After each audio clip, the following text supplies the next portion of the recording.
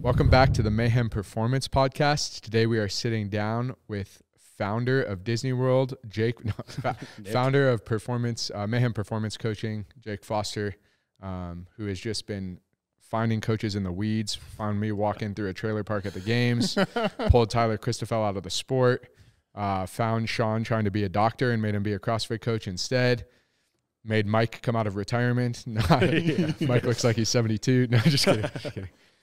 Mike definitely has the most wisdom, though. Pulled Nomchef out of pulled Nomchef out of the middle of Alabama and found another Jake. Now that Saban retired, nothing in Alabama is good. No, definitely joking. Definitely. It's the Holy Spirit. I'm a Notre Dame fan, so I hate Alabama, but the Holy Spirit. Yeah, the Holy Spirit. Yeah, for sure. For sure. So, but yeah, we're just gonna get to know Jake today. Talk a little bit about his life, kind of figure out how he got into coaching, how he kind of got to Mayhem. And really how he helped just build this thing up, bring us all together. And, yeah, man, just build a sick team of coaches that just want to help people get better, want to help people know the Lord, work both on like the spiritual side of things and the fitness side of things. And what better combo of that can you have? And I know, speaking for myself, it's a blessing to have two leaders that want to do that and to work under guys that are focused on those things. Just makes my job easy and fun. Gosh, Dom in the intros, man. Get at it. Good luck. It's a gift. Yeah. Well, normally I feel like I would normally jump in, so. We can preface it, too, with Foster's always like, no attention on me, no one look at me, highlight the coaches, build them up, make them the A players, which they are, and he's done a great job of. I was like, no, we are absolutely going to do that, but today we're going to highlight Foster, show what he's done, he's helped contribute, how he's leading, just tell his story, his background that way. People know when they're coming to Mayhem Performance Coaching, like the ethos behind it, why it started, what it's trying to do, who Foster is behind it, the kind of man he's become, and just how all that story played into coming together to us sitting here today. So that's a very open-ended, but I think the beginning. You know where you should start? You got to take us like pre-Madeline. Like, what did you want to do, which was not fitness related? That's where you got to start. That's like 15 years old. Well, technically pre-Madeline like 12. But then you got to get us. You got to start us. You got to start us there because like CrossFit was not even a thing, right? Originally. Oh yeah. Like so education. Oh yeah, for sure. Yeah. That and sports background. Yeah. All right. So I'll just jump in. And yeah, I guess just to not make me sound like I'm like a humble bragging, but the reason for never wanting to be in this chair was.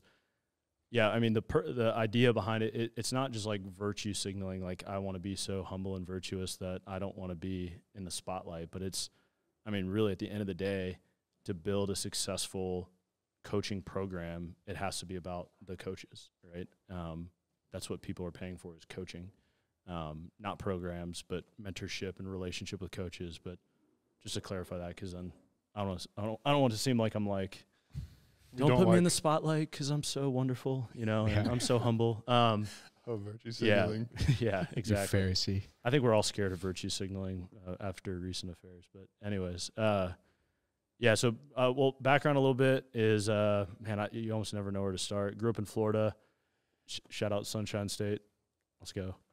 Hopefully it survives. Yeah, today. Right. Yeah, they're Florida. Lots of prayers go out to Dom and I have a lot of friends and family in Florida right now.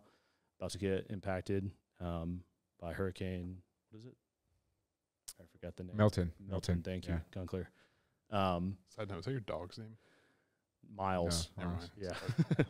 Super proper, like British dog name. Miles. Yeah. Tea and biscuits. Yeah. So grew up playing sports.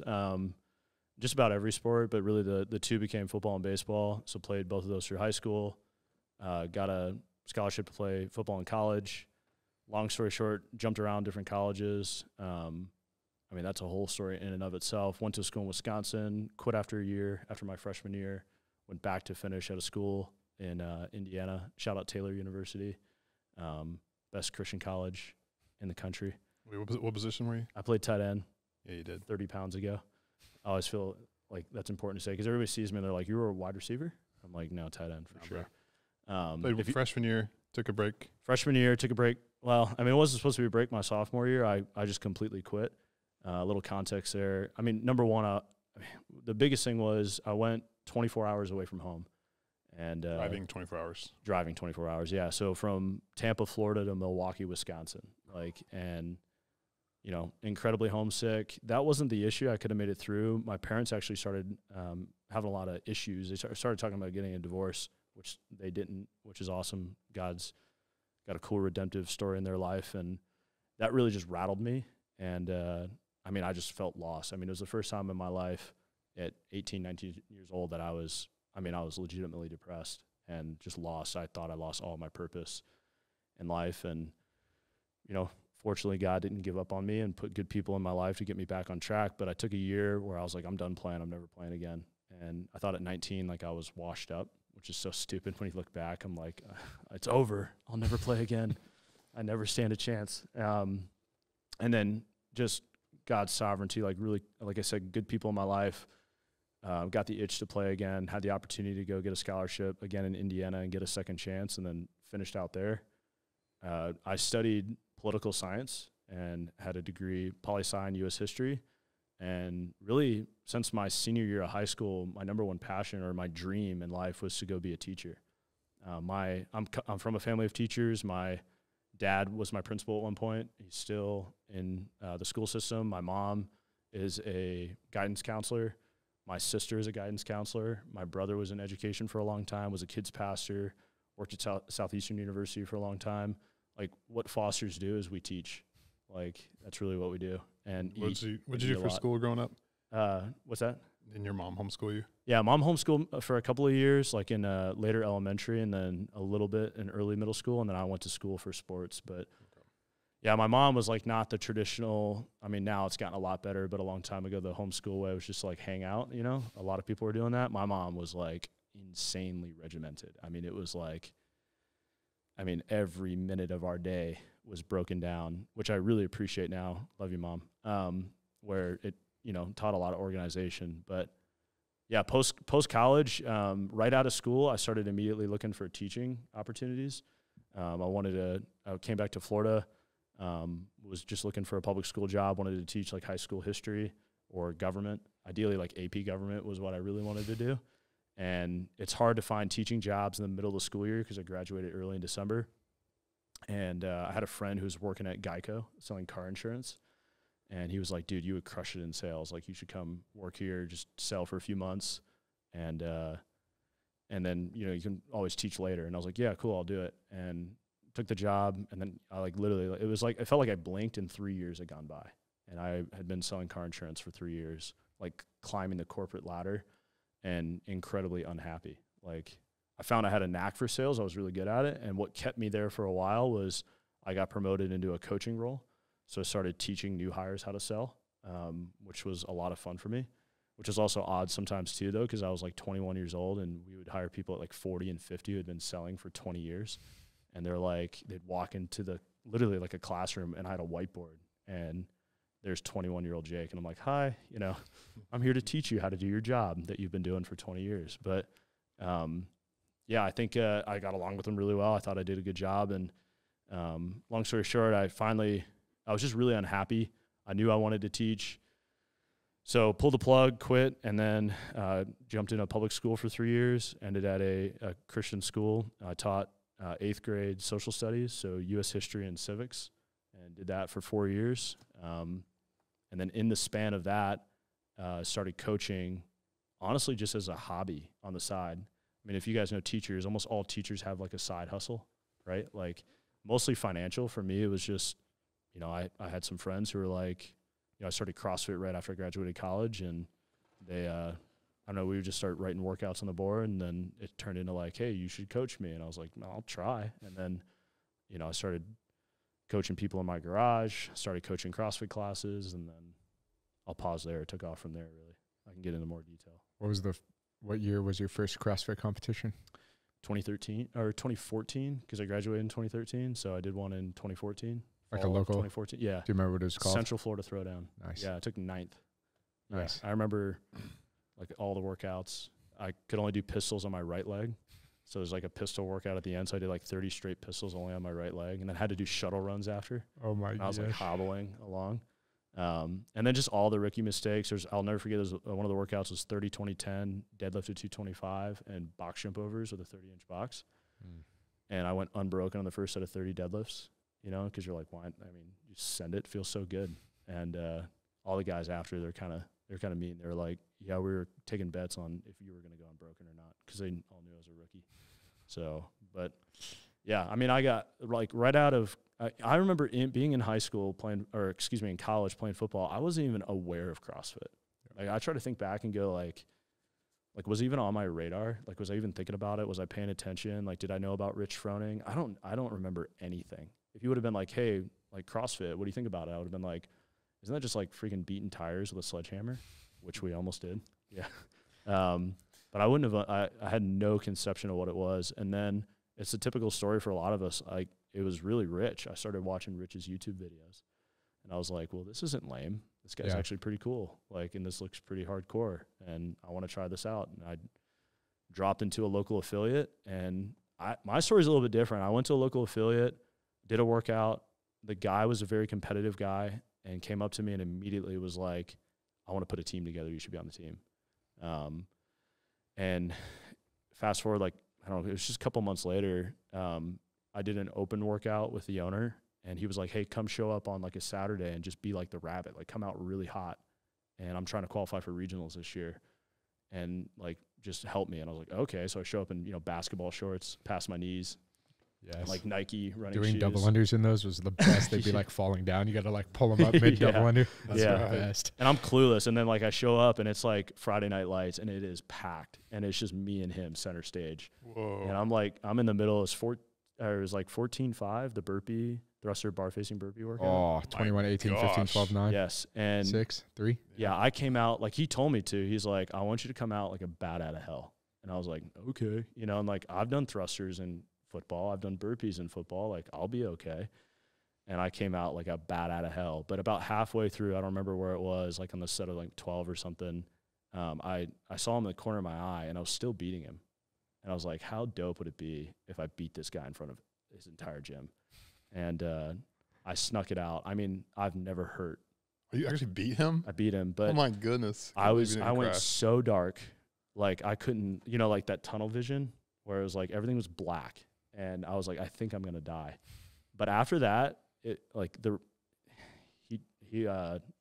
honestly, like I'd only been there for like 2-3 months, and nothing was the same. Like, he stopped treating me as well. 100%. It got really awkward. And looking back, I'm like, man, that was so lame. But to this day, like, I don't know what happened. I didn't talk crap or anything, I promise. Like, I just got done and was like, that was cool. And then I got really frustrated. I left like that gym because he stopped talking to me. He got really awkward. He was also going through a tough time in his life, and that was kind of the cherry on top, I think, because he thought he was going to qualify that year and things didn't go the way that he wanted to. And I remember leaving CrossFit going, I mean, I love the training, but I used to say, like, I hate like the local affiliate. Yeah. Like, I was like, it sucks. It's a clique, and I can't stand it. And so I started doing CrossFit for the next 2 years at Southeastern University's gym by myself and writing all of my own training. And just Googling Mayhem, like, what's Rich doing, Misfit, you know, all those guys, like, and just putting stuff together on my own. I was like, screw it, I'll just do it on my own. So it took me a while to come back around and be like, it was kind of like church, you know? You get burned by the local church, and then you get just a bad attitude about it. I kind of had that with the affiliate at first. One bad egg. Seriously, yeah, it was stupid. It was ignorant for me, but. So that was like Geico time, training on your own. Yep. And then. Training at 11 o'clock at night after I'd get off work. Talk about intensity. Whew. Yeah, bro, those were the days. Goodness. Those were the days. Drink a sugar-free Monster at like 10 o'clock at night and start working scoop out like at 11. a Frosty from Wendy's on the way home. That's what I used to do all the time. You're like, that's just you, Dom. I would have, my cheat meal was an entire box of Fruity Pebbles with a whole pint of Ben & Jerry's. That was my go-to cheat meal. That sounds like straight gains. God, you're a different human being then. Yeah. For context, Foster can eat nothing fun ever. I had Fruity Pebbles this weekend. Maybe that's what caused the autoimmune disease, not CrossFit. Yeah, probably. Probably the Fruity Pebbles. The red dye. Yeah, for sure. Oh, my goodness. Yeah. So 2016, you started going back to an affiliate. Is this when you started transitioning back to teaching as well? that time? Yeah, I think it was 16. And then I started teaching, and then I just realized my love for teaching. Like I was just so passionate about teaching that it's obviously like spilled over into fitness, where I had an opportunity to coach at local affiliate, Breaking Barbells, north side of Lakeland. Shout out Mandy. Gave me an opportunity there. I started just coaching a couple classes. It wasn't that often or that frequent.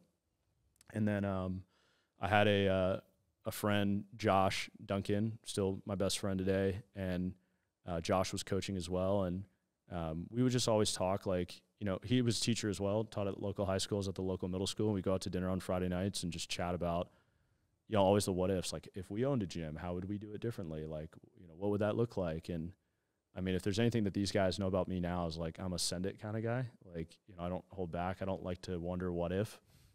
So, I just kept talking to Josh over and over. We're having all these conversations, and finally I was just like, screw it, let's just do it.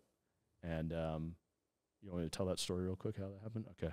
Yes. Tell us. So I had my supervisor at Geico, my boss there, had called me one day, and while I was teaching, and said, hey, man, like, he had been in a bad car accident, got an insurance settlement from it, and said, I really want to open a business. He's entrepreneurial, and was like, hey, I want to open a car dealership. Will you come will you run the business and sell cars for me? And I remember texting him back, excuse my French, and I was like, hell no. And it was that night that I was talking with Josh even more about opening a gym, and I called him the next day or something, was like, hey, I won't sell cars, but do you want to open a gym? And I'll never forget, he was just like, let's do it. And then it took off. Like, we opened, it was just a year later. We talked for a year. We looked at locations for a year. We opened Vital Fitness, which is a gym I'm still part owner in Lakeland, Florida. Vital will actually, I think we just hit our 6-year anniversary. So we opened it in, what year would that be then? 2018. Thank you. Yeah, perfect. Yeah, 2018. Nice. Before that, I was already coaching. I was training. I was coaching the local affiliate. I had a couple individual clients, and then I had one guy that was training in my garage that I was doing like personal training with. So 2018, opened the gym. You still teaching at that time? Yep, still teaching full time. Were you training? Were you competing? Yeah. No, I had already given that up. Okay. Yeah. Who was your first coach? Sean. Yeah. Sean was. Oh no, take that back. Excuse me, Rich Klobler. I think you know Rich. Yeah. I hired. I think it was like 2015. I hired Rich to work with me for 2 years. Sorry, Rich, that I forgot about you for a second there. And Rich was awesome. I mean, Rich was the first guy who, you want to say, like, who inspired the way that we coach today. Rich was really the first guy to open my eyes to, like, man, there's a lot more to this. Like, really get me out of my jock mentality. There's a lot more to this than just beating your head against the wall and training as hard as you can all the time. And he definitely initiated that. And then, my competitive career, lack thereof, it was nothing. I mean, the biggest accolade I can say was I was on a team that made it to regionals, but I didn't even go because I quit a couple months before, or before even I think the Open that year. I tore my labrum in my left shoulder, and my shoulder got to the point where it was a frozen shoulder, right? Like, where I couldn't even, like, externally rotate a 2.5 pound plate. I was like, probably, it's a good place I'm to probably be. Done. Yeah. I'll never forget too. It was just like I was, at the time I was coaching a little bit. I'm teaching full time. I actually started grad school, of course, because there's never enough. So I'm working on my master's, which I was working my master's in American government, because I thought my dream was to get my PhD and teach at the collegiate level. And so all this is going on. And I remember one night I'm training late at night. Madeline is there, my wife, with me. And I just had a bad workout. And I start just, like, I'm not like a overly emotional guy when I'm training. Like, I just had a meltdown.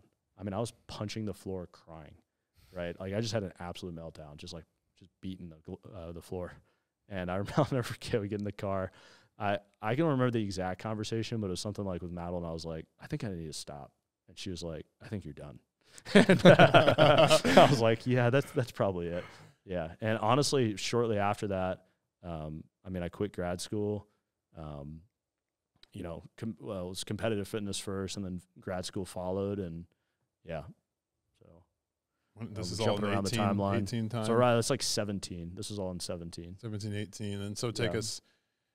You were then quit grad school, kept teaching, took on more clients, coaching. Yeah, Vital. it was like I was living in both worlds. So I'm like, the reason I quit grad school was I came to like I started, I think, to know that that wasn't going to be my future.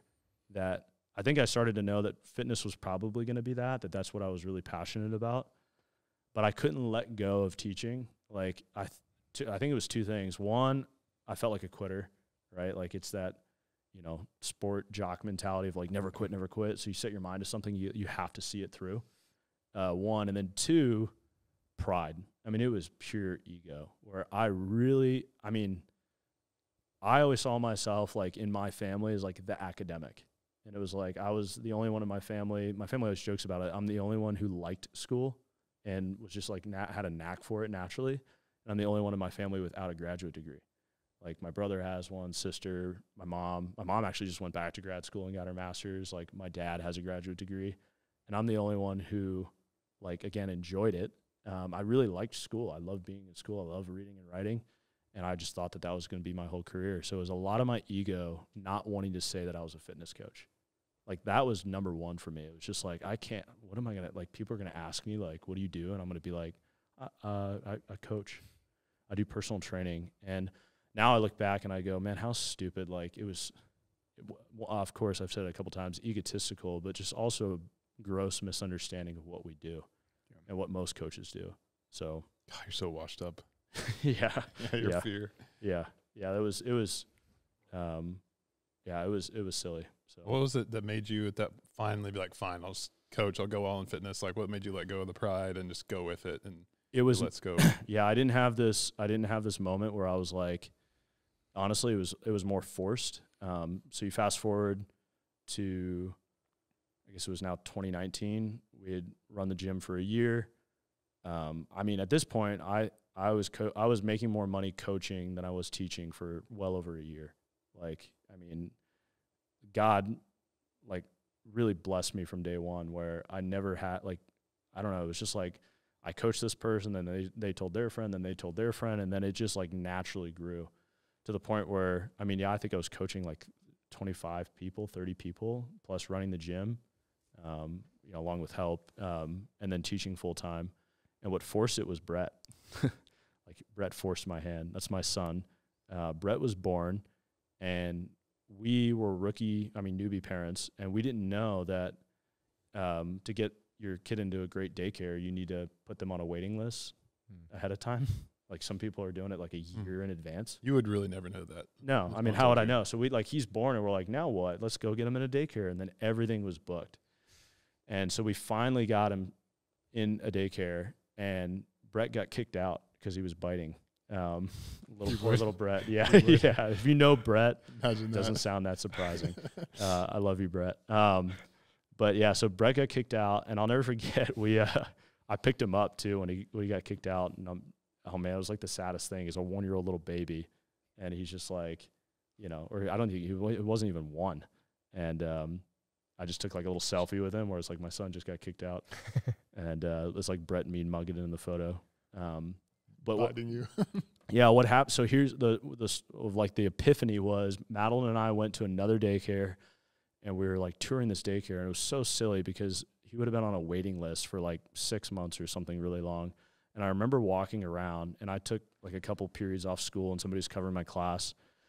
And as we're walking around, there's a couple dads, 2 or 3 dads who walked in gym shorts and a T-shirt.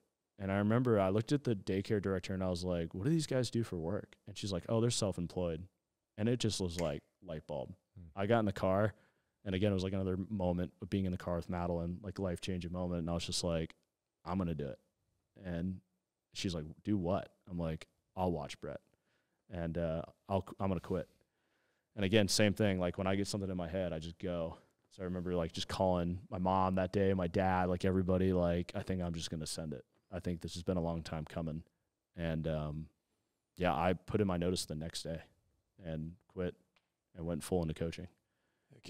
I did daddy daycare for like 3 days a week for 3 months, and I did not last very long. That was miserable. I did not do too well, and that would be terrible. It was like 3 months later. I mean, it was miserable for me because I did not set appropriate expectations. I thought shout out to all the stay-at-home moms and dads. It's like, I thought, dude, this is easy. They're going to nap all day, you know, and I'll just be able to work and write programs and create content while they're napping. Piece of cake. And Brett only napped for Madeline. He would spit up all over me all the time, and I'd just change my shirts like 5 times a day. I remember one day I was so overwhelmed. I had like probably every stay-at-home mom or dad knows this too, but I sound like a crier. But yeah, I remember one day, Brett, I shouted at him because I was so sick of him screaming. And then I felt like the worst dad in the world. And then he was crying, and then I started crying. So then I called my mom, and I'm like, I suck, Mom. I suck. I can't do this. And she's like, call Francie. It's my sister-in-law. She's like, call your sister-in-law. You're done for the day. And after that, I was like, Madeline, I can't do this. I got to just work. You just got to let me work. So good realization. Yeah. I love it. So that's it. That was like the official for me going. I mean, it's so hard because I was basically doing full-time teaching and full-time coaching for, you know, prior to that. But that was when I was just like, you know what, I'm going to let go of all that, and I'm all in on coaching, and then it just went from there. This is, what's it, like 2020, 2019. And then so you're coaching one-on-one clients as much as you can, helping run Vital. Yep. Yeah. Yeah. So, I mean, then it went from like, I mean, then, you know, it was the first time I ever tried to grow, right? So it was the first time that I was ever like, hey, I'll take clients on. And then it happened really quickly. And then, yeah, I was doing personal training at Vital Fitness, doing online coaching. And then. Were you doing online coaching through Underdogs then? Not yet. Okay. No, not yet. That was later. Yeah. Yep. So, and then that was from 2019 until we moved up here, which was 3 years ago now. December will be 4 years ago. Dang. So I don't know the timeline on that. Yeah, we moved to Tennessee 4 years ago.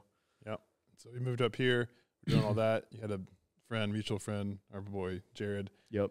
Who you coached, and then he worked at Underdogs. Yep. And he said, "Hey, come up, help us with this." Right. Yeah. So I was coaching on my own, and then when it came to like clientele that I was working with too, the first couple of years of coaching, Dom, I don't know how you were, but you know, everybody in the business world was always like, get a niche, get a niche, get a niche. Like, you need a target market, you need a target market. And I'd get so overwhelmed.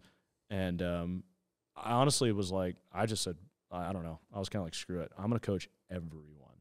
And I want a wide variety of experience. Not because I knew who I was passionate about working with, and that was competitive athletes. Particularly for me at the time, it was high school athletes. Like, that's who I had the most fun coaching. And then I had a couple CrossFit athletes that I was coaching too. So it was a combination of those two. But man, I've worked with clients from, I think the youngest client I ever had was 12 or 13, all the way up to a 75-year-old man, and then everything in between. And I've worked with, and I'm really happy about this. Like, this is something I'm very proud of, is the variety of people I've coached over time, in person and online. You know, people who have had those like incredible weight loss stories, people who have come to me and they've struggled, right, with weight, and we were never able to get them the results that they wanted. Former ballet dancers, a couple of those actually, who had disordered eating, you know, and just all these people that like, just, you know, working at a local affiliate and doing personal training, you just come across just everybody with different stories and different backgrounds. And yeah, I think that's something, again, you talk about God's sovereignty, you look back and you're like, why? You know, I remember there are times where I'm working with some of these clients, like I have no business helping these people, but I mean, I just think it makes me a better coach now, you know, better, even when, you know, coaching other coaches and working with other coaches, when they come with different cases, it's, you know, you're like, you can empathize more because you're like, I've been there. Yeah, I've worked with that person before. So, yeah. It's a wide variety. And then did you always have wide variety, or eventually you did niche down on your Eventually own? I did, yeah. Eventually over time, it just became clear to me who I was just truly passionate about coaching, which specifically for a while was, honestly, and I think this is usually what it ends up being, was just more guys like me. It was like a former athlete, right? Like former high school collegiate athlete who felt like they kind of lost their identity after sports, which was me for a long time. Like my whole life since I was 2 years old, the only thing I really cared about, I said teaching, but really the only thing I cared about was playing college football. Like that's all I mean, like I think if you would ask 5-year-old Jake, like, what are you going to do the rest of your life? Play college football?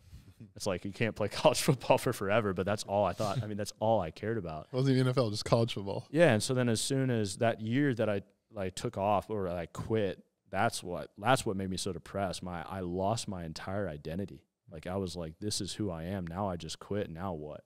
And, you know, I felt like I disappointed everybody. I felt like I let my dad down in particular the most. Like, my dad had a similar story where he played 1 year in college and then quit after 1 year. And so my whole life, my dad was always like, whatever you do, never quit after your first year. And then I, like, lived that out, you know? And so that gutted me. And so that became my passion, was working with people like me who felt like they had lost it. And then, to be more specific, almost had like, it ended up coaching a lot of CrossFitters, right? Because they're people who then wanted to get back into competition. But I always said that I was most passionate about working with people who also wanted to balance that with life's other priorities. Like, they were, you know, spouses, parents, they had a career, and they still wanted to do, you know, competition, you know, not just competitive CrossFit, but really any competition at the time, recreationally. You know, they wanted to play to win, but they didn't want it to consume their life. And so, yeah, I called it Foster Fitness, but eventually changed the name to Comeback Athlete. And that was the idea behind it, was like former high school collegiate athletes who lost their identity after sports, still wanted to be competitive, but didn't want to make it their whole life. Got it. That's cool. So you transition to all Which is a lot of people we coach now. Yeah. Yeah. So Yeah, that is the typical person. the vast majority of the people who work with Mayhem Performance Coaching. Sure. I mean, that's And just it's really the typical vast CrossFitter. majority of people who compete. Yep. People think competing in our sport is just like the games, but that's like the 0.0001%. 100%. Yeah, for sure. People 100% to your 0.001%. People got to pay the bills. Yeah. And it's hard to pay the bills competing in CrossFit. Yeah. And then, so you're doing comeback or Foster Fitness into comeback, worked with underdogs for a little while. Yeah, that was just solely Jared Graybiel. Jared met, this is the kind of how clientele grew for me. Like, Jared was a client of mine who met, I mean, he lived in Jacksonville, owned a meal prep company, and one of my other clients lived in Jacksonville, and they met at a coffee shop. And he's like, I don't even know how they started talking about training, but all of a sudden then I get this call from Jared, and he's like, hey, I met one of your clients at a coffee shop, and I heard you're like the go-to coach if I want to get better at CrossFit. Like, can I work with you? And I was like, okay. I mean, there's some crazy stories like that, you know, like I would get like 20 likes on Instagram posts, but then like I get somebody who DM me and is like, hey, I saw this random post of yours. And I'm like, how did you even find me? Like, this is crazy. Word of mouth referrals, the most powerful marketing in Yeah. business. Yeah. Well, so Jared, I started coaching, and then Jared ended up selling his meal prep company, getting a job at Underdogs. Had a conversation with him about helping out over there. So he brought me in to Underdogs, which I'd already moved to Tennessee at that point with my family. And that was tough. I will say this, and I've said this everywhere I've gone. I have the like immense respect for Underdogs, and in particular Justin Kotler, Kiefer Lamy, those two guys, especially to take in somebody like me who they had never heard of before. And I'm like out in Nashville, and Jared's just like, hey, this guy's coming in. And I just respect them as coaches too. They're sharp guys. They know what they're talking about. And then even when I departed, I mean, they handled my departure like gracefully and professionally. So, Yeah. 2022, yeah. Mayhem's perspective, we had Legends competition, which is the biggest masters competition every year. We hosted it at Mayhem. So running that, really Roe and Josh ran it the most, and we were all obviously there throughout the competition weekend, and Underdogs had some masters athletes competing. So I was on site. I think it was Jen, now Parker, and Luke Parker. Jen was like, hey, this guy's here. He's a coach. His name's Jake too, and he's like interested in Mayhem missions. And I don't know if she mentioned you coached at Underdogs. Just the way she texted me about it, and this guy wants to meet you, I was just like, oh, this guy's going to want to sell me something. I'm like, this guy's just going to want something. He's just using it as an end. And so I was like, okay, yeah, I'll talk to him, because we just had done a mission trip to Nicaragua like a month or two before. So I was going to talk to you, but and then we started to have a conversation, and you threw out there, it was like, hey, you should let me come like do one-on-one coaching at Mayhem. And so I was like, of course he said that. Yeah, I did probably a little bit of it then, but like I genuinely at the time talking to, it was Luke, and because Luke's from not from Lakeland, but that area. Yeah. Polk. Yeah, so we had that little connection, and yeah, and I was looking for so more context there. I had a business mentor at the time, and I was doing well financially, like with coaching, which is not that hard to do better than you were teaching, right? Paid teachers. No, I'm just but I was doing well, better than I had ever expected. I was tremendously blessed. And I remember talking to him, and he was always just trying to like get me to, let's do more, let's make more. And I was like, dude, this just does not fire me up. Like, and in one conversation, he was trying to like find something to motivate me. So what he came up with was like, well, what if you made more so you can give more? And I was like, oh, I like the sound of that. Like, that sounds fun. And let's talk about the theology behind that. Yeah. I'm just kidding. Yeah. Well, I was just like, that's a better motive. Definitely a better motive than just make more to have more. Sure. Absolutely. And with business too, we know of all people, it's like you can't really ever let your foot off the gas. Go on your dime. Yeah. So, anyway, like I was looking for an opportunity, which we did find one with FCA Fit, which is another story. But at the time it was like, with Mayhem Mission, it was like, I really want to find an avenue to give more and get plugged in more. But then when I started talking to Jake that day, I just, I'm talking to him and I couldn't hold back, where it's just like, I think I just told you, like, I don't understand why you guys don't have individual coaching. And, Jake was like, I just like throw you under the bus.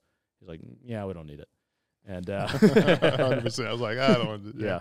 I was like, I think you do. And he was like, no. And he was very disinterested. And I understood too. It's like, I'm just some random dude telling him all this stuff. You want to keep on with the story? Yeah. Yeah. And then, so we had that conversation. I think that was it that weekend, but you got my number. And so I didn't have your number. It would have been a lot worse if I had your number. You didn't? No, it's just email. It's email. And so Walker takes like 2 weeks to respond to emails. So the people that I don't care to respond to. The Miami trip's a fun story, though. Yeah, I'm actually a fire responder, but he made me sweat it out. That's what I said. Hey, we're going to Wadapalooza. I think you told me you're coming too. I was like, it'd been nice if I could have a Dom experience with getting hired. Oh, just more RV parks. You should get an RV park. Yeah, I said the bar. It was like really low. I kept trying to come out. I was like, well, because I could tell though that even in that conversation with you, I had piqued your interest. Like even though you're like, we don't need it. I was like, I think you do, and I think if you don't build it out, you're going to regret it. And I even remember saying like, I think you're going to lose really good athletes and good opportunities to other people if this is something that you don't build out. And there's basically the reality of we need a sustainable like coaching model for great coaches on site, as well as like people will be interested in this, as well as like Rich won't compete forever. Yeah. Well, I think your whole thing was that just being overwhelmed, right, with everything going on. And it was just like, that's when I was like, I'll do it. Just let me do it. And it was somewhere along that line. But how'd you get to come to Wadapalooza? I just told you to, right? I said just come. Yeah. We're doing like a athlete meetup. So Jake and I emailed back and forth for a little bit. And through like the holidays, and you had me send like all of my programs, like a bunch of case studies and stuff like that. You probably didn't even read it. I took so many notes. Yeah. But then anyway, like it was the new year came, Wadapalooza rolls around. I'm not even honestly at that point, I'm not even excited about like, oh my gosh, there's an opportunity with Mayhem here. I was just kind of like, okay, nothing's going to come of this. I'm just going to keep doing my thing. And you had sent me an email and they're like, hey, if you're coming are you coming to Wadapalooza? And I actually was. I had some athletes competing there. I had a few athletes. I mean, from Floridians, right? Like we always have local athletes at Wadapalooza. I've been at every Wadapalooza since 2012. Yeah. 13. So I was going down there and I said, yeah, I'm actually going to go down there. And then you were like, cool. Well, Wednesday night we're having an athlete meeting. Like come by and we'll meet up and we can just chat for a few minutes. Well, I'd already booked my flight for Thursday. And I was like, crap. So, went to Madeline. I'm like, dang it. Like, this sucks. And she's like, change your flight. I'm like, that's so stupid. I was like, I know what's going to happen, Madeline. Like, we actually looked it up. We ran the numbers. It's going to cost like $600 to change my flight and then get a hotel room for one night. And I'm like, that's insane, Madeline. Like, I'm not going to spend $600 to talk to this guy for 5 minutes just so that he can be like, he's not interested in this. Trust me. Like, he doesn't care. Like this, there's nothing that's going to come. I was just so negative. Sales guy's done selling. Yeah, I was like, I'm over. I'm just done. It's stupid. I'm wasting my time. And she's like, you never know. Like, yeah. Wise wife. I love Madeline. She's always, As I'm saying all this story stuff, it's always Madeline, just the chill, passive, like just interjecting. And she was just like, look, I think you should do it. I was like, fine. And she's like, well, hey, look, there's like 3 flight options for like Wednesday morning. Which one do you want? I was like, look, it doesn't even matter. Just pick one. And so, of course, Madeline picks the right one, because I get to the airport, Nashville, in the morning. I remember I had a bad attitude. I remember driving to the airport just feeling like I was wasting my time. Like, this is so dumb. And honestly, just thinking about work, like how much I had to do and how I was just wasting time, like flying a day out early just to talk to you for probably 5 minutes. And I'm going through security, and then all of a sudden I hear my name called, and I turn around, and it's Lockhart and the whole Mayhem crew. And, I remember seeing you go through Uncle, security. were you there? No, okay. It was Roe, me, Scott. Yeah. Who knows who else? But I remember seeing you go through security, and I was like, I don't know if I want to call him, because I'm going to spend all day with him if I say his name. Go. Yeah. And, well, that's what happened. Yeah. Because God is good. That was the day that it was like nationwide flight. Something happened, right? So didn't we get Computers went hacked? down. Yeah. Oh, yeah, I remember that. Yeah. Well, so our flight got delayed 4 or 5 hours or something. It was really so long. early, and then Yeah. we waited for hours. So it's just Jake and I sitting in the airport for 4 or 5 hours. Then we sat next to each other on the flight. And then we got to Miami, and he's like, "Do you want to come to the hotel with us?" So I was like, "Well, sure." And so we just were able to talk for probably cumulative like 6-7 hours. And then that weekend, in typical Lockhart fashion, you started putting me to work. That's right. Like, he was like, "Don't feel like you have an obligation to do this, and I'm not interviewing you. But if you could write some of the warm-ups for the I forgot. and I about was that. like, this is totally an interview, and I'm totally obligated to do this. And so, yeah, I just that was it over the weekend, just hanging out with everybody and talking to you guys more. And then I started to get excited, because I was like, you know what? In our conversations, I was like, I honestly think I can really help. Like, I think I can offer a lot of value here.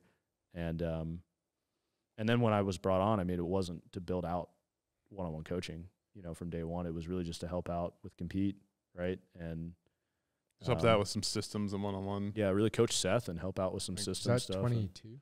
Wadapalooza 20, 2 years, 22? 22. 22. yeah, So it'll I be brought- 3 years. Yeah, like Something. you did some of that work. It's really like a validation. Like, is this guy serious? Does he have his stuff? And then, once you like, if I look at a couple programs, like, oh, this is like insanely in depth, personalized, and like, so it checks that. Like, you wrote the warm ups, he cares, checks that, and he knows what he's doing. And then I remember you reviewed Compete some, or giving like good feedback. I was like, oh, he's right. I should do that instead, or improve that. And then I was like, Seth is the man. Seth is the kid you're going to coach. Like, he's the guy where you can like. Seth was his first individual semifinal athlete, Yep. so it was like we wanted to do great and do good, but it wasn't like games yet. So someone to like really help improve and get along with that. And then you started to take on some one-on-one Poor clients. Seth, though, too. It was just like, meet your new coach. Yeah, Seth's Seth, like, this is your guy. Trust me. "Hi."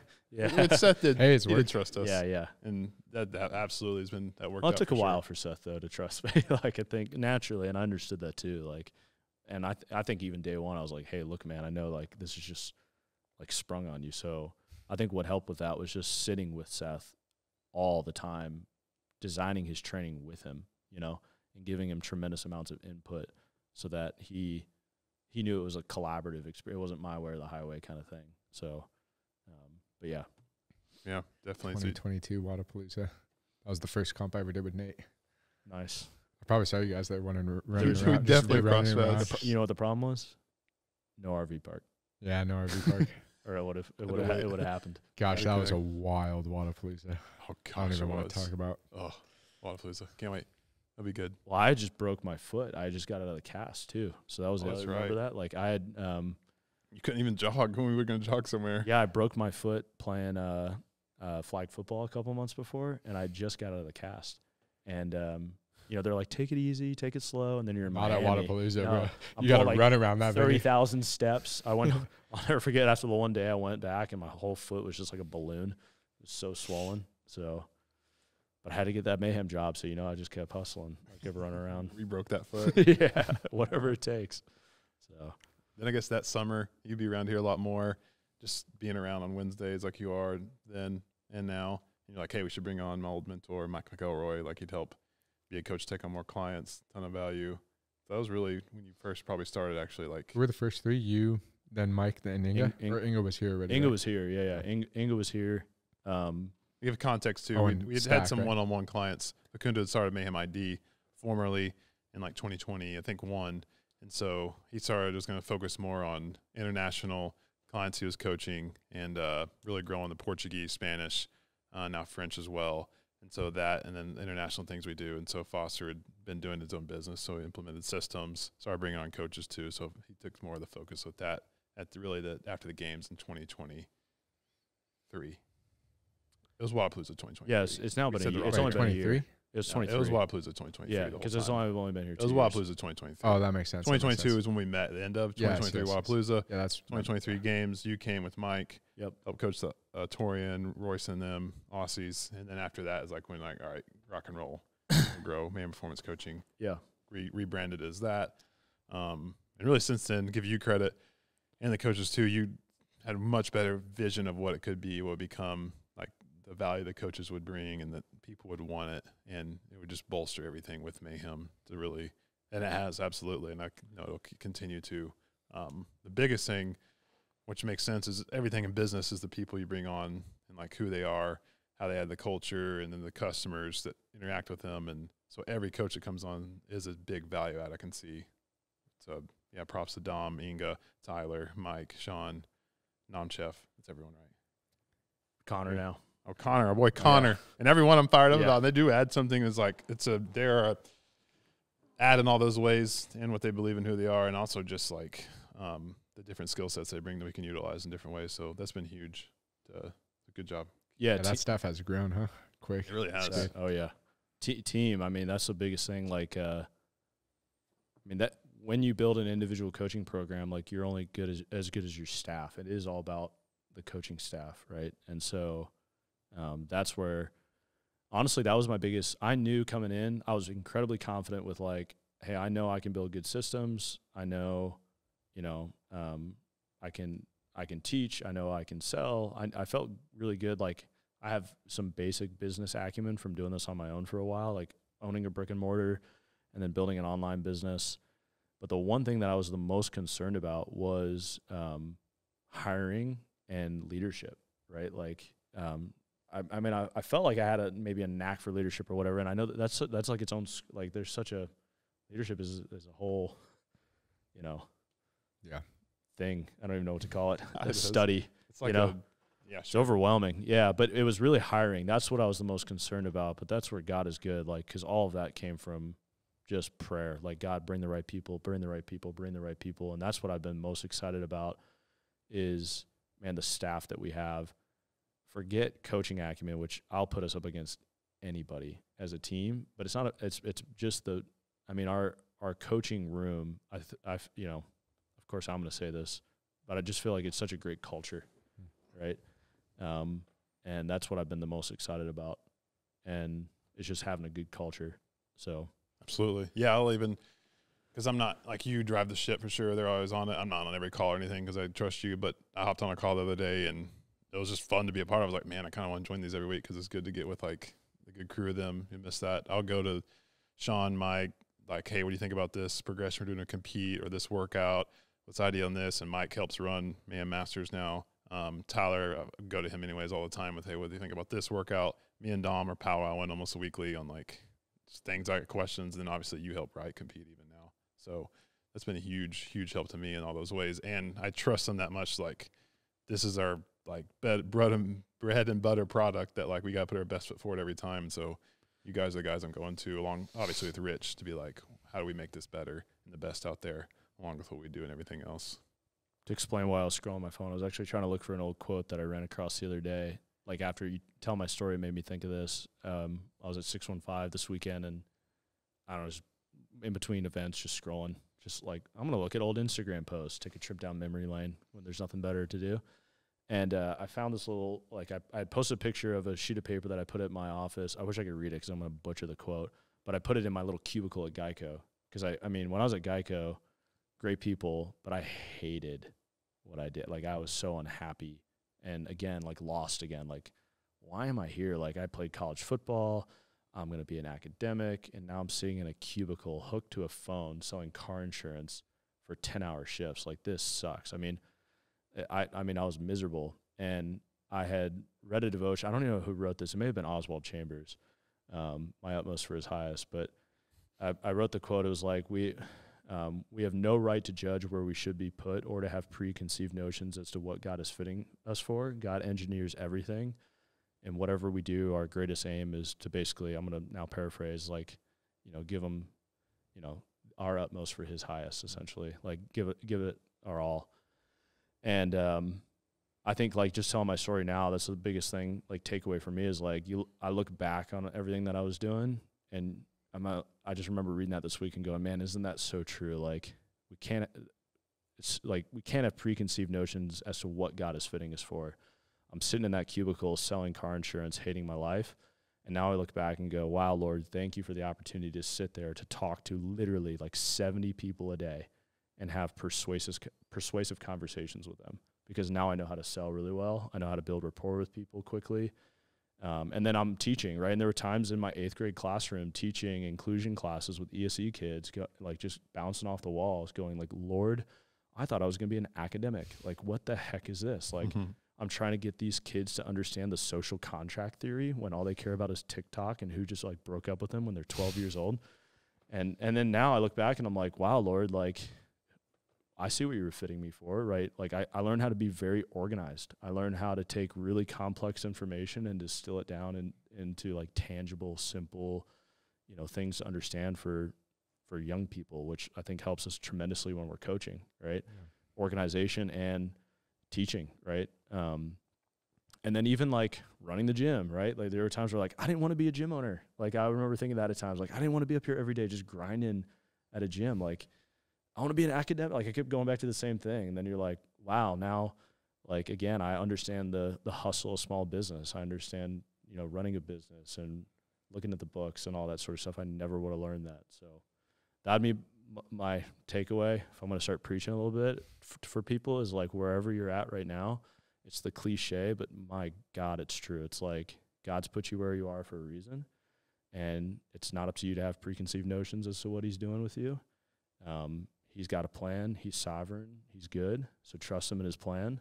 And wherever you are right now, like, put your head down and grind, because there's a reason you're there. And it'll pay off someday. And that's not prosperity gospel. Like, he's going to give you the job you always wanted. It's like somehow, some way, I've said this before, he's going to weave it for his good. Yeah. So Paul spent 3 years in Antioch before he was unblinded and sent on missions. So yeah. Learning how to preach the gospel. That's good. And then didn't he go? He went like dormant for a while too. Yeah, they sent someone to get. God sent someone to get him, to send him out. So he was 3 years in Antioch during. But I mean, even before he then started, didn't he spend? He went back to Damascus or something for several years, right? Yeah. And that period was just quiet. Yeah, before he was sent to the Council of Jerusalem, and then But I think it was several years, wasn't Barnabas then went and got him, I believe. Yeah, but it was several years where I know I was reading N.T. Wright's book on Paul recently, and how Paul, before he went out and started his ministry and kicked it up, that it was, you would know better than me, Dom. I thought it was something like 6-7 years or something. Yeah. But where the author was speculating, well, what was he doing in Damascus the whole time? Well, I mean, he was tent making. Yeah. Likely tent making. Right? Like, that was his profession. Yeah. So. Oh, after his road to Damascus, he's in Damascus. Yeah. So he has this big revelation from Christ. Literal revelation. Literal revelation. Then he was shows up and he was blinded. Yes. Physically blinded. And then he goes and makes tents for several years before he It's those, like, I know what you're talking about. It says in Acts, it does. And it's like that one little line in the Bible, whatever story is one sentence, but it's like 3 years, by the way. And then we'll read over that, but that's like a huge season of waiting or preparation and development that happens in almost every story. Moses, right? Like, he's 40 years being a shepherd in the middle of literal nowhere, wilderness, so that one day he could lead the people of God. That's for sure in all our stories. Yours speaks to it well, of like, yours is skill stacking. Like, yours is wilderness of Geico. Why am I here? Wilderness of the 12-year-old middle schoolers. Wilderness of running my own business. And then now, hopefully it's not a wilderness of mayhem, but you were prepared for this. There's going to be struggles here too. It's all perfect. No could be better. Yeah. No. I mean, I feel like everything, even when you feel like you get to the place where you want to be, or like what you feel like you want to do now, that's still a training floor for something you don't even conceive that you want to do. Yeah. Or something later in your life. Absolutely. Like everything is always a makes sense. Explain that maybe. So I like packing and packing terms, which teacher, you're good at that. Preacher Dom is too. The word we use that word a lot appropriately, so sovereignty of God, but it's actually not even in the Bible. So someone hears us say that, like, they probably don't know what we mean, A lot of people, so tell someone, like, when we talk about sovereignty of God, sovereignty, like, what does that even mean? You want me to? Yeah, define the word sovereign. Tap Dom in. We can tap him. We can have help. I think that would help the listener. I think it's Romans 8:28, right? Like, that, God has a plan, and he's in control. He's omnipotent, omniscient, all powerful, all knowing. He's got it mapped out from the beginning. Like Piper, like not a sparrow falls without him knowing. He knows every hair on your head, and it's all part of his plan. And if you trust in his plan and you love him, to keep it simple, like Romans 8:28 says, like he's going to weave it together for good. And I think we misunderstand good. We misconstrue it to think our good in the sense of like prosperity or material good or of some kind. But what he means is eternal good. And what does that mean even more simply is salvation. So like we get to spend eternity with him. Definitely. I think it means good in the sweet after, but also means it's also good now and taking relational good in the here and now, not material, but yeah. almost always spiritually, absolutely, probably relationally, you will be blessed in the here and now as well. I think it's maybe even Piper too. Like, what does it give us now? It's John Piper's statement of like, God is most glorified in us when we are most satisfied in him, right? Like, so it's when we find our deepest satisfaction in Christ alone. And in that sovereign plan of his, that for eternity, it's going to be good. And we can rest in that and find like that joy, peace and joy, like true happiness in that. That's when he gets glorified. Yeah.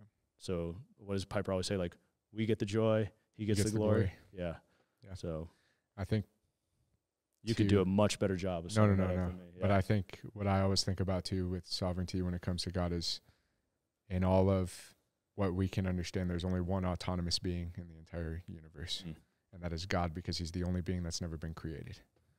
And so why would we not want every decision and every plan and every single thing that's ever happened in all of history to be under the hand of the only autonomous being that is perfectly satisfied in himself and his characters? I think a big part of sovereignty is, the fancy word is immutability, but the common word is unchanging. And that's Hebrews 13, which I steal this from Nomchef. If our Lord said in the scriptures, it says, I don't memorize things. I just say in the scripture, it says, because that's what Jesus did. That's what a lot of the apostles did. So it says Jesus is the same today, tomorrow, and forever. So that unchanging character of God is crucial to his sovereignty, because not only is he autonomous in creator, but he's also autonomous in sustainer. And if you have a creator and a sustainer who is perfectly autonomous and satisfied in himself, whatever and however he does things, suffering, joy, blessing, whatever, is the correct way for it to go.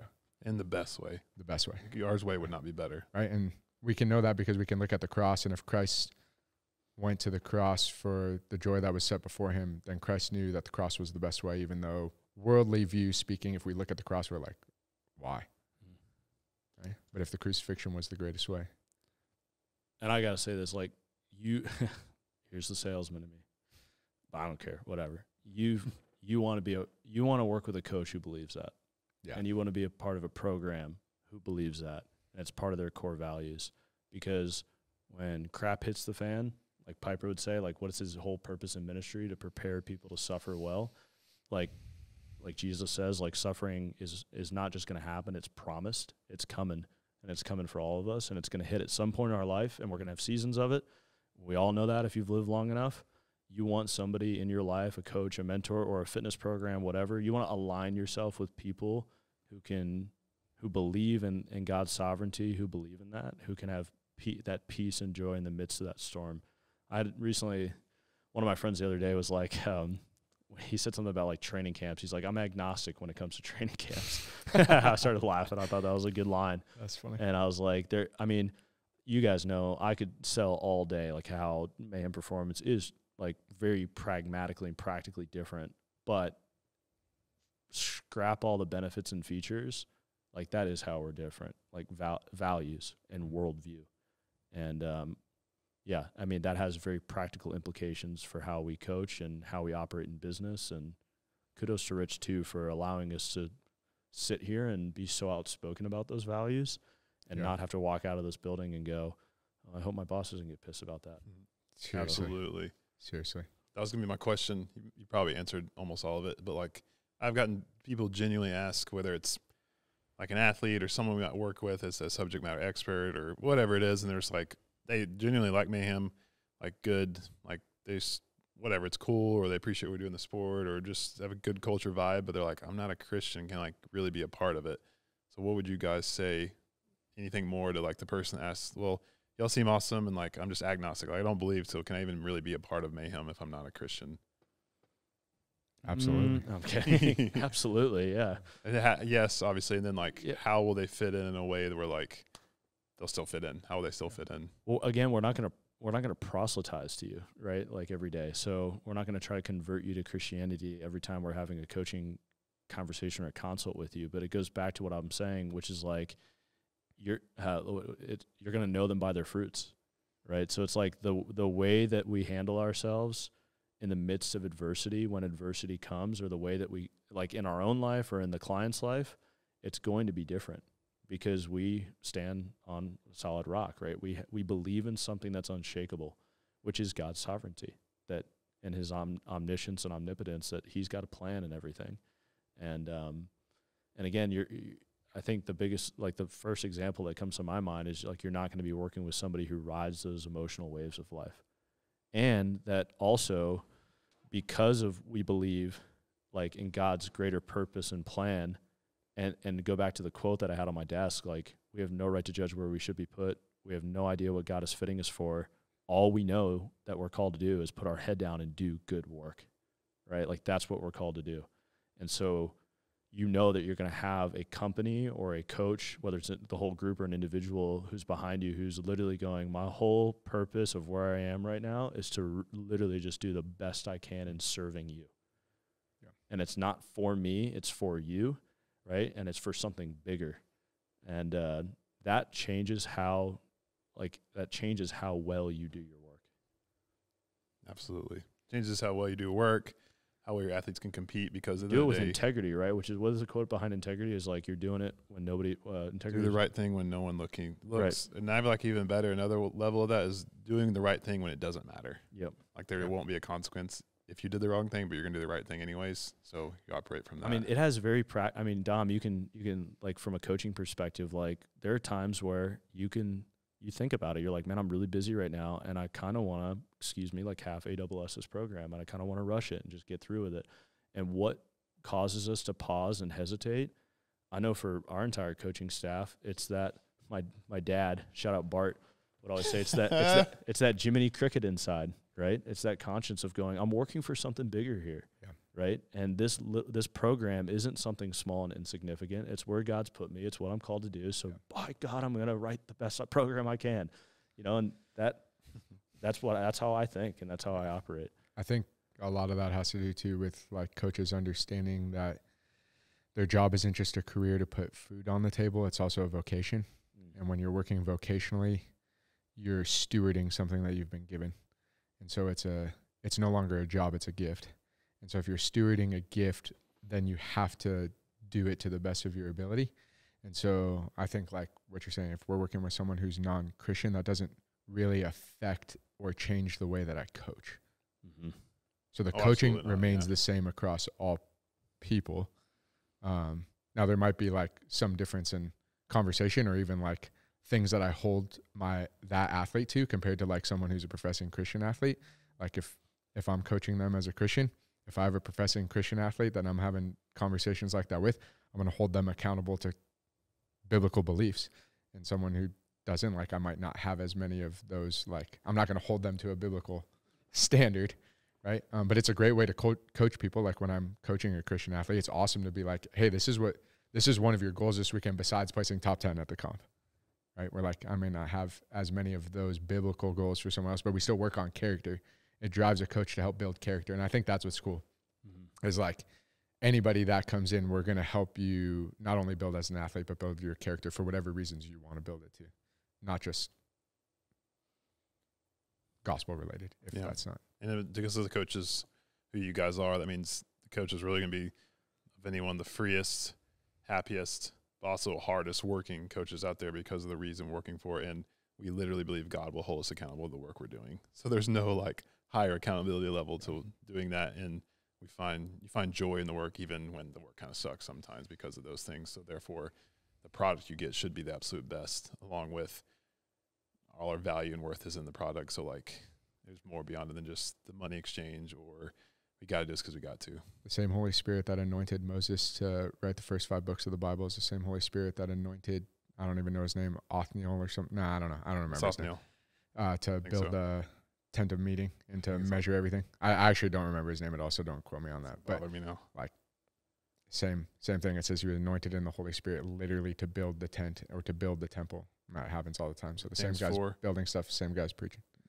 James 4, Elijah was a man just like us. Yeah. He prayed for it not to rain and rain. So yeah, absolutely. Same God. So Cool. man, what else any other parting words? I got a good closing question for you specifically.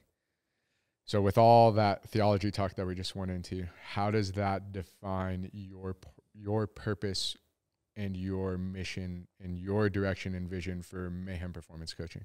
And why does that? It's a hard question. Yeah. And how does that drive you, not just in terms of like building a business and building a brand, but how do you leave an eternal impact in that? That was a Pat McAfee question. You know what that means? You know, like you ever watch McAfee, Pat? He has like 10 questions at once, all bundled into one. I love that. Purpose, purpose, passion, eternal significance. I'll try the first part, and then so I think actually it's a very simple answer, and we've already said it, which is like I've been thinking about this a lot recently, because I think it can be as simple as like we want to get people to perform at the highest level in the sport of CrossFit in a way, and that's it. Like that's the goal of Mayhem Performance Coaching. And then when we do that, like we do all the things that we're saying, like we help them focus on character first and all those sorts of things. But I think that we can keep it as simple and say, if we get people to perform at a higher level in the sport of CrossFit and chase and fulfill their dreams, and we just do it with integrity and we do it with passion and we do it with vigor and joy and peace and help people keep first things first in life, we ultimately, what are we doing? We're glorifying God and we're furthering his kingdom here on earth. And so if I had to sum it up even simpler, it's like get people to perform at the highest level in the sport in a way that glorifies God and furthers his kingdom. Amen. Period. Yeah. And then what was the second part? That's great. Well, basically like how that drives you, like when you wake up to know like you're doing like something like with an eternal impact, like specifically for you, like how that wakes you up in the morning. Oh, yeah. I mean, every day, I mean, you guys know me. My biggest thing is shutting my brain off. So for me, it's like 100 miles an hour all the time. And so I'm always thinking about, I'm probably thinking about that too often. How do I go back? What do we got to like all the time? So I never lack waking up in the morning, being motivated and driving to be successful. That's something I wake up with every day. For me, it's almost more of just like, to be honest, it's more, hey, don't forget, like go back to what we try to help our clients do with keeping first things first. Don't forget what your calling is first and foremost, which is Christ follower, being, you know, a great husband, to keep it simple, and being a great father, right? And so that's the biggest challenge for me on a daily basis. Like I never lack motivation waking up going, how do we get this thing rocking and rolling?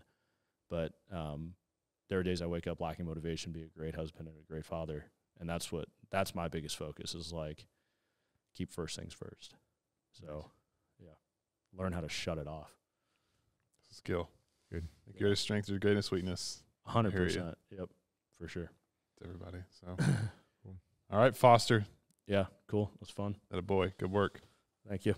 Close us out, Dom. I don't know how you close us out. We don't usually have a closing. Tune in next time. We're going to interview. We'll let him figure out where to close us out. Dunkler, how do we close a podcast? Yeah. We're done. Sweet. Done.